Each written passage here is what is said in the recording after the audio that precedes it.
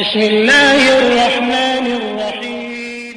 अर्ज करना चाहता हूँ कि हर महीने की अरबी कैलेंडर के हिसाब से हर महीने की यानी चांद की हर पहली तारीख को 2 रकत नमाज पढ़ने का बहुत ज़्यादा अजर व सवाब है।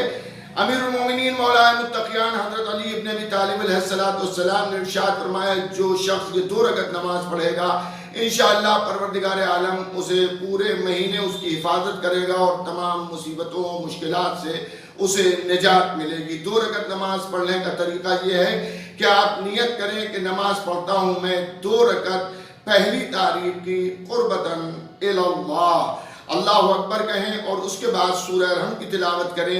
पहली रकत में सूरह रहम की तिलावत के बाद 30 मरतबा सूरह तौहीद कुल अल्लाहु अहद का सूरा है और दूसरी रकत में सूरह रहम के बाद 30 मरतबा सूरह इन्ना अंज़लना की तिलावत आपको करना है।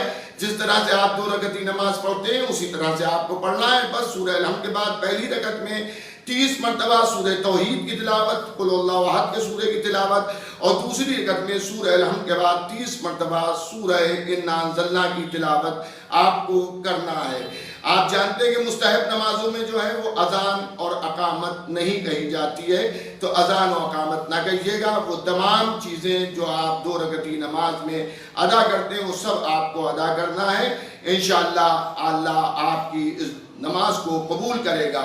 और ये भी याद रखिए कि जब आप नमाज को तमाम कीजिएगा मुसल्ले से उठने से पहले आप उस सदका निकालिएगा, जो भी आपकी हैसियत है उस हैसियत के एतबार से आप सदका निकालिएगा। और क्या कहना कि आप अपना सदका अपने अहल का सदका निकालने से कबल आप इमाम वली अलैहिस्सलाम की तरफ से उनका सदका भी आप निकाल सकते हो। ये सदक़े की रकम जो है किसी भी मर्द मोमिन मुहिब अहले बैत के हवाले करें, इंशाअल्लाह अल्लाह उसे कबूल करेगा। और ये सदक़ा वाजिबा नहीं है, इसलिए आप किसी को भी ये दे सकते हैं।